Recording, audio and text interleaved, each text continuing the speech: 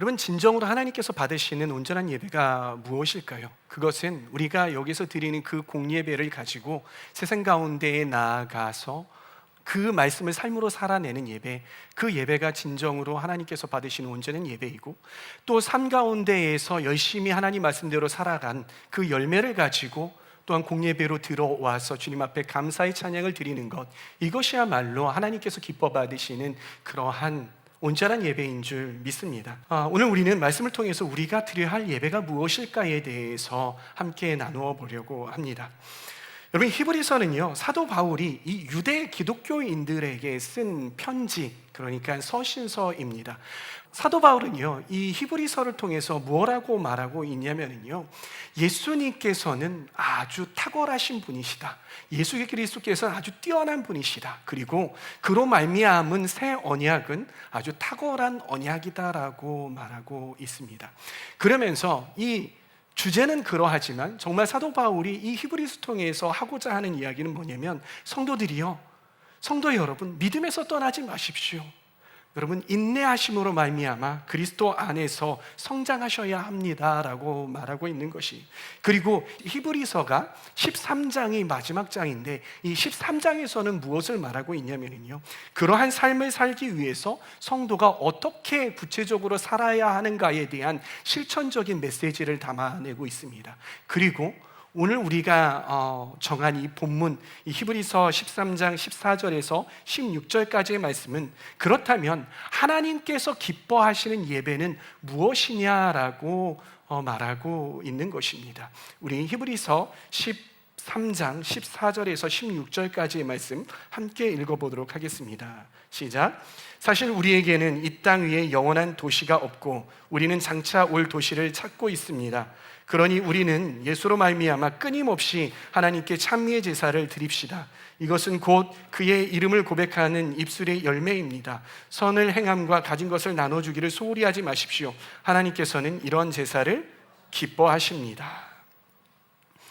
여러분, 이 본문, 이 히브리서 13장 16절에서 16절까지의 말씀에서 사도 바울이 하고자 하는 이야기, 요지를 세 가지로 요약을 할 수 있는데요, 그 중에 첫 번째는 무엇이냐면은 하나님 나라를 향한 소망을 가져야 한다는 것입니다. 따라해 봅시다. 하나님 나라를 향한 소망을 가져야 합니다. 우리 14절 말씀을 다시 한번 읽습니다. 시작. 사실 우리에게는 이 땅 위에 영원한 도시가 없고 우리는 장차 올 도시를 찾고 있습니다. 사도 바울이 이 말씀에서 하는 말이 뭐냐면요, 이 땅 위에는요, 우리를 향한 영원한 도시가 있다 없다? 있다 없다? 확실히 하십시오. 있다 없다? 없다라고 이야기를 하는 거예요. 분명히 선을 긋고 있어요. 그런데 사람들은요, 이 땅에 발을 디디면서 살아가잖아요. 그러면서 어떻게 하고 싶어요? 내가 가지고 있는 돈이 영원했으면 좋겠는 거예요. 내가 살고 있는 집 어렵게 마련했는데 이 집이 영원하기를 원하는 것입니다. 또 무엇입니까? 내가 가지고 있는 이 명예, 영원하기를 원하는 것이고요. 그리고 내가 지금 누리고 있는 이 쾌락이 영원하기를 간절히 원하는 것이죠. 그러나 그러한 것들은요, 사도 바울이 말하는 것은 무엇이냐면, 그런 것들은 그리스도인들이 추구해야 하는 것이 아닙니다라고 분명히 하고 있는 것입니다. 바울은 그리스도인들이 추구해야 할 것이 무엇이라고 말하고 있습니까? 그것은 바로 무엇이냐? 장차 올 도시, 즉 하나님 나라다라고 말씀하고 있는 것입니다. 여러분, 그런데 우리는 이 모든 것들을요, 말씀을 통해서, 그리고 설교를 통해서 너무나도 귀가 따갑게, 귀에 인이 박히게 들어왔잖아요. 그런데 우리가 이 세상 가운데 나아가서 그렇게 살아갈 때에 어디 그 말씀대로 잘 되돌립니까? 아니라는 거예요. 때로는 넘어지고, 그리고 그 이 땅이 나를 유혹할 때마다 거기에 정말 사정없이 흔들리고 마는 것이 우리네의 삶이라는 것입니다. 그럴 때 우리는 어떻게 해야 할까? 우리 저번 주에 함께 읽은 로마서 12장 1절 말씀에서 2절 말씀 함께 읽어보도록 하겠습니다. 우리가 저번 주에 로마서 12장 1절 말씀을 읽었는데 그 뒤에 뭐라고 하는지 이 말씀을 함께 붙들었으면 좋겠습니다. 우리 1절부터 함께 읽을까요? 시작. 형제 자매 여러분, 그러므로 나는 하나님의 자비하심을 힘입어 여러분에게 권합니다. 여러분의 몸을 하나님께서 기뻐하실 거룩한 산 제물로 드리십시오. 이것이 여러분이 드릴 합당한 예배입니다. 2절. 여러분이 이 시대의 풍조를 본받지 말고 마음을 새롭게 함으로 변화를 받아서 하나님의 선하시고 기뻐하시고 완전하신 뜻이 무엇인지를 분별하도록 하십시오. 여러분, 이 말씀에서 사도 바울이 우리가 드려야 하는 온전한 예배가 무엇이다라고 말하고 있는 것입니까? 바로 2절에서 나왔듯이 무엇입니까? 이 시대의 풍조를 본받지 말고 마음을 새롭게 함으로 변화를 받아 하나님의 선하시고 기뻐하시고 완전하신 뜻이 무엇인지 분별하는 것, 이것이야말로 우리가 드려야 할 온전한 예배다라고 말하고 있는 것이죠. 다시 말해서 이 땅에서 우리가 드릴 예배는 무엇이냐면요, 이 땅의 가치를 거부하는 것입니다. 이 땅의 가치를 거부하는 것, 그리고 이 새로운 마음을 가지는 것이에요. 근데 그 새로운 마음은 무엇이냐면요, 하나님 나라의 가치를 우리 안에 두는 것, 이것이 우리가 하나님 앞에 드려야 할 온전한 예배, 하나님께서 기뻐하시는 그러한 예배다라는 것입니다. 그렇다면 우리는 어떻게 하면 그러한 예배를 드릴 수 있을까? 사도 바울이 말하는 두 번째 요지, 그것은 무엇이냐면 끊임없이 찬미의 예배를 드리는 것입니다. 함께 따라해 보겠습니다. 끊임없이 찬미의 예배를 드려야 합니다.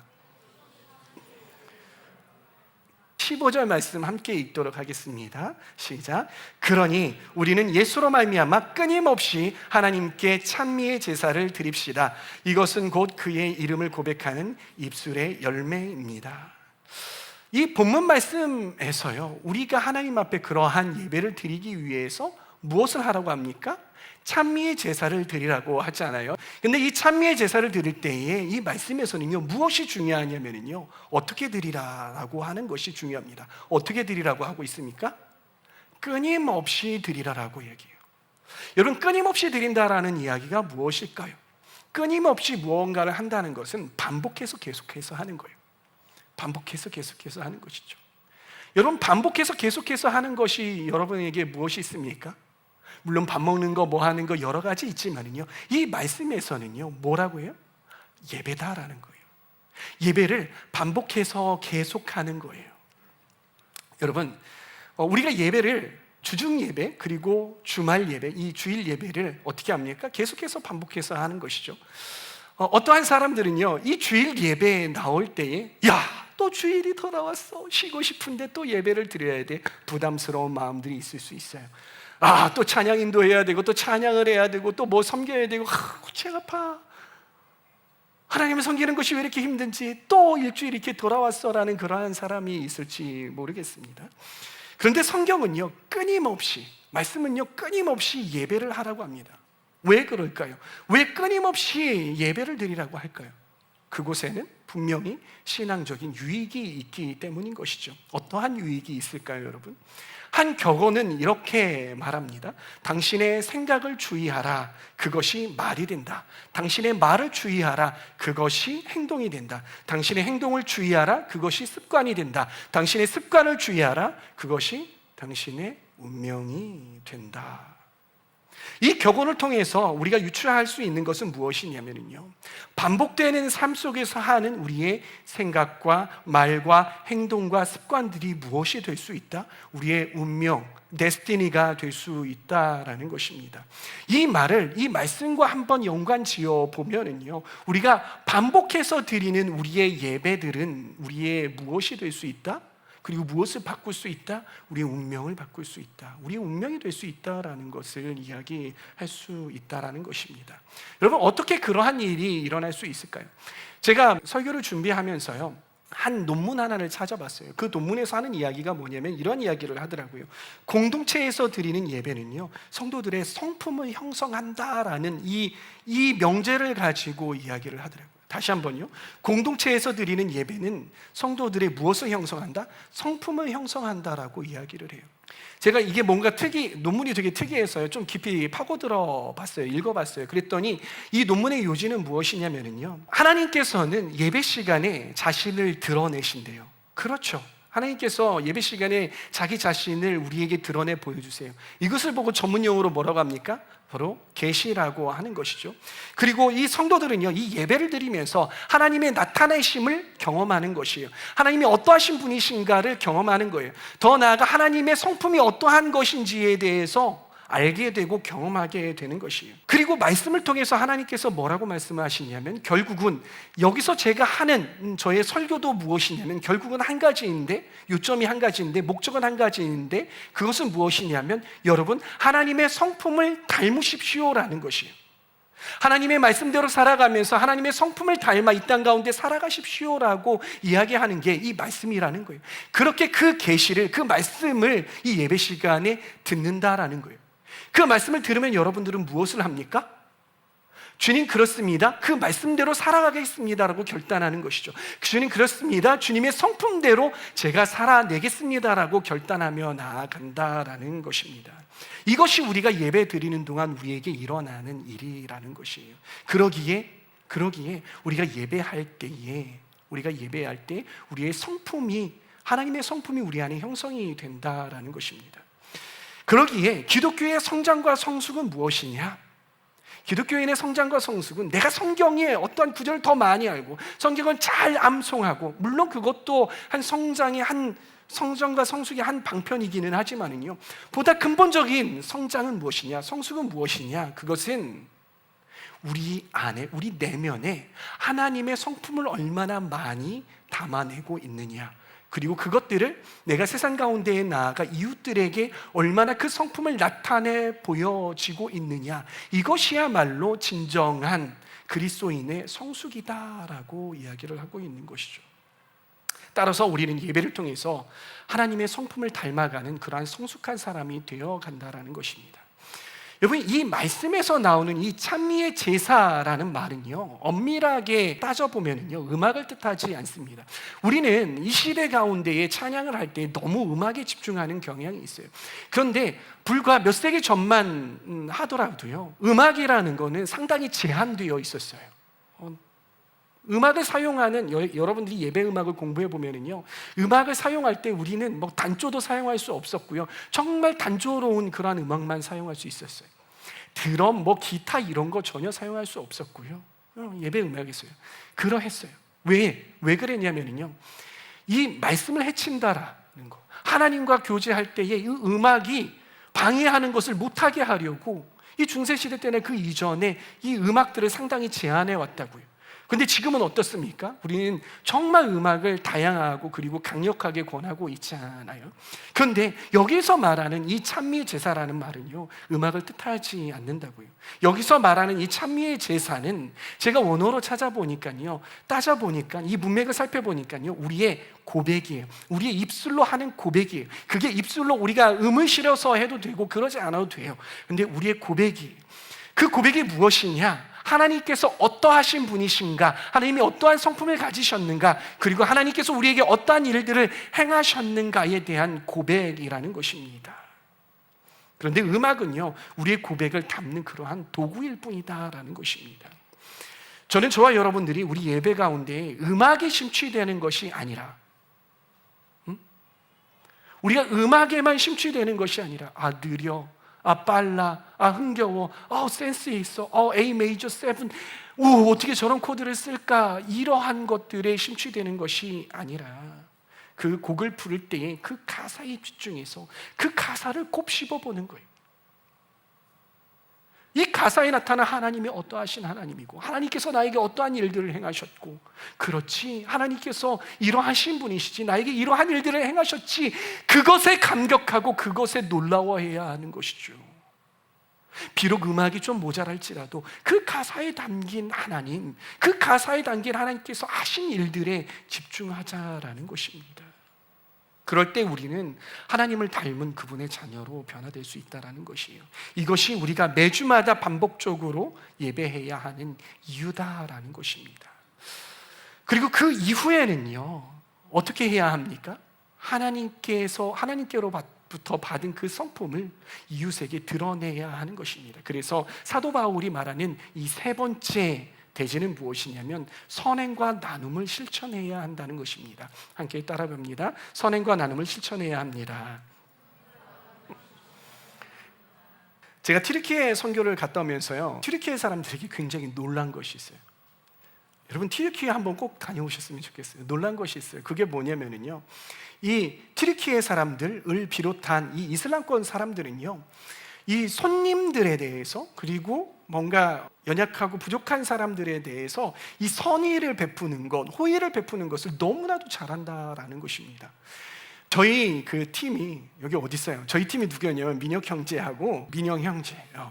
저희 세 명이서 이렇게 걸어가고 있었어요. 전도를 하려고 걸어갔다는 거 아닙니까? 이렇게 걸어가고 있었는데 사람들을 못 만나는 거예요. 여자들은 가가지고서는 뭐 좀 수다 떨면은 호로록 하고 집에 들어가가지고 밥 먹고 막 이러는데, 남자들이 막 시커멓, 옷도 막 시커먼 옷 입고 막 가가지고 돌아다니니까, 그리고 여자하고 이게 남녀 유별하다라는 그러한 이야기가 옛날에 우리 유교권에서 우리나라에서 굉장히 심했잖아요. 그런데 거기에는 우리나라보다 더 심했던 것 같아요. 남자들이 여자한테 눈길도 주지 않는 것이 그러한 그곳의 문화거든요. 그러니까 뭐 저희가 집으로 들어갈 수도 없고 막 이러는 거예요. 근데 걸어가다가 갑자기 막 비가 쏟아지기 시작을 하는 거예요. 그래가지고 처마 밑에 들어가가지고서는 비를 이렇게 피하고 있어요. 근데 저희들만 그렇게 피하는 것이 아니라 어떤 남자들이 이렇게 피하더라고요, 거기에. 그래가지고 같이 이렇게 피하다가, 이제 비를 피하다가 뭐 그쪽에서 먼저 말을 걸어와요. 어디서 왔냐, 뭐 하러 왔냐, 뭐 하면서 이야기를 하는데, 갑자기 이분이 하는 얘기가 너 우리 집 갈래? 하는 거예요. 그래가지고서는 그 집에 들어가는 거예요. 그 집에 들어갔더니 차도 내주고 뭐 간식도 내주고 막 이런 거 저런 거 막 내주는 거예요. 그 차이티를 얼마나 마셨는지 그만하는데 계속 따르죠. 그만했는데 계속 따르죠. 아주 막 엄청 하루에 10잔 막 그 15잔 이렇게 평균적으로 마신 것 같아요. 근데 막 이렇게 마시다가 와 정말 좋다 이렇게 하는데, 그분들이 하는 얘기가 또 뭐냐면은 너 저녁 때 여기 저녁 먹고 가, 그리고 괜찮으면 며칠 더 묵고 가, 이러는 거예요. 이게요, 이 사람들이 정말 그냥 말로만 그렇게 하는 것이 아니라, 저희가 정말 시간이 있어서 저녁 먹겠다고 하면 저녁을 해주고요, 그리고 저희가 며칠 더 머물겠다고 하면요 그냥 집까지 내줄 그러할 기세더라고요. 맞죠? 맞죠? 고개를 흔들고 있으면 맞아요. 흔든 게 아니라 끄덕거린 거죠. 네, 맞아요. 그러했어요. 근데 왜 이 사람들이, 이분들이 그러한 일들을 할까? 그것은 뭐냐면 그들의 꿀 안에는 뭐라고 쓰여져 있냐면요, 손님을 환대하는 것이 알라에게 축복받는 길이다라는 것. 그래서 그 이야기를 믿기 때문에 이 손님들을 후하게 대접을 하는 거예요. 어려운 사람들을 후하게 대접을 하는 거예요. 여러분 어떻습니까? 우리 기독교는 어떨까요? 우리 말씀에는 뭐라고 쓰여져 있을까요? 우리 한번 말씀을 보도록 하시겠습니다. 먼저 구약을 볼게요. 신명기 말씀 함께 읽습니다. 시작. 내 하나님 주 하나님께서 내게 주신 땅 어느 성읍에서든지 너희 동포 가운데 가난한 사람이 생기거든 너는 그 가난한 동포에게 마음을 무디게 하지 말고 손을 움켜쥐지 말아라.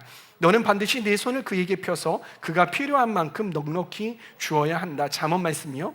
남에게 베푸는 사람은 부유해지고 남을 소성하게 하는 사람은 자기도 소성하게 된다. 또 잠언 말씀요, 가난한 사람을 불쌍히 여기는 것은 주님께 꾸어드리는 것이다. 주님께서 그 선행을 갚아주신다. 아멘. 아멘이십니까? 이뿐만이 아니라요, 신약에서는 뭐라고 하는지 함께 보도록 하겠습니다. 갈라디아서요. 그러므로 우리는 기회가 있는 대로 모든 사람에게 선한 일을 합시다. 특히 믿음의 가족에게 그렇게 합시다. 야고보서 말씀이요, 하나님 앞에서 깨끗하고 흠없는 경건은 고아와 과부를 그들의 환난 중에 돌보고 자기를 지켜 세상에 물들지 않게 하는 것입니다. 로마서 말씀이요, 성도들이 쓸 것을 공급하고 손님 대접하기를 힘쓰십시오. 성경에서는 뭐라고 말합니까? 계속해서 하는 이야기가 뭐예요? 손님을 잘 대접하라. 너희 주위의 이웃들을 잘 대접하고 호의를 베풀어라. 선한 일을 해라. 너희 이웃들에게 선한 일을 해라. 가난하고 소외된 자들, 고아들에게 선한 일을 해라. 선한 일을 해라. 수없이 이야기를 하고 있다고요. 선한 일을 할 것을 강조합니다. 그리고 히브리서 13장 6절 오늘 우리의 본문 말씀에서는요, 선을 행하는 것과 가진 것을 나누어 주는 것을 뭐라고 합니까? 함께 읽습니다. 시작. 선을 행함과 가진 것을 나누어 주기를 소홀히 하지 마십시오. 하나님께서는 이러한 제사를 기뻐하십니다. 선한 일을 행하는 것, 그리고 가진 것을 나누어 주는 것이 뭐라고 합니까? 그것이 무엇이다? 바로 예배다. 그것이 예배다라는 것이 하나님께서 기뻐하시는 예배다라고 하는 것입니다.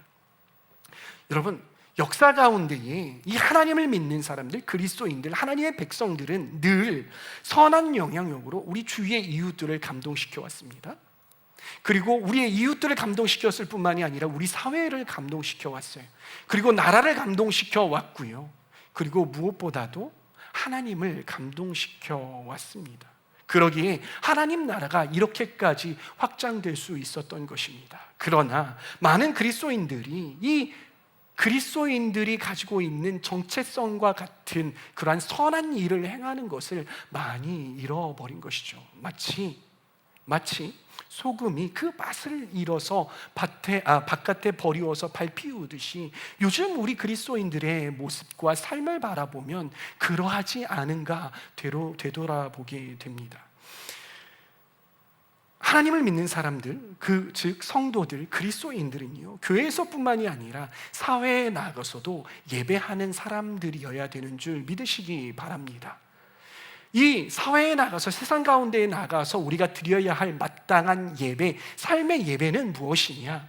우리가 이어폰을 귀에다가 꽂고 주님 사랑합니다, 주님 찬양합니다, 그것에 심취해서 있는 그러한 예배에서 머무르는 것이 아니라 이웃들을 향하여서 우리 손을 펴고 그들을 돕고 그들을 사랑하고 그들을 온전히 섬기는 것, 그것이야말로 하나님께서 기뻐 받으시는 온전한 삶의 예배다라는 것입니다. 그래서 우리가 그렇게 풍성히 선한 행실과 가진 것을 나누어 주는 것을 통하여서 그러한 것들을 베풀 때에, 풍성하게 베풀 때에 이 세상 사람들은 그 모습을 보고 하나님께서 살아계시다라는 것을 알게 되고요, 그 하나님은 선하신 하나님이다라는 것을 알게 된다는 것입니다. 이것이야말로 하나님께서 우리에게 원하시는 진정한 삶의 예배인 것입니다. 저는 저와 여러분들이 그러한 삶의 예배를 드릴 수 있는 성숙한 예배자들, 그리고 크리스천들 되시기를 바랍니다. 여러분, 우리는 이 땅의 것을 추구하기보다는요, 영원한 나라를 소망하며 살아가야 합니다. 예배의 시작은 무엇이냐면요, 세상 풍조를 버리고 하나님 나라를 추구하는 것에서부터 시작을 합니다. 또한 끊임없이 찬미의 제사를 드리며 반복적인 예배를 통해서 우리의 성품이 변화되고 성숙해져야 하는 것입니다. 공예배의 목적은 무엇이냐? 그것은 우리가 하나님을 바라보며 하나님을 우리 안에, 우리 내면에, 하나님의 성품을 우리 내면에 담는 것에 있다라는 것을 여러분 기억하시길 바랍니다. 그리고 마지막으로 선행과 나눔을 통해서 하나님께서 기뻐하시는 제사를 드리는 그러한 삶을 살아야 합니다.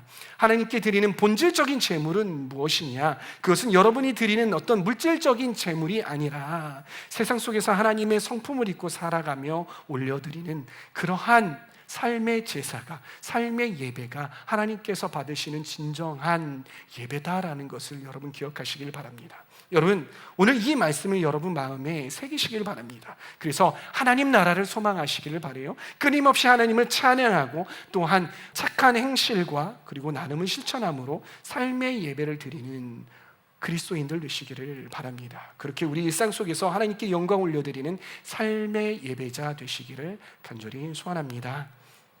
아멘.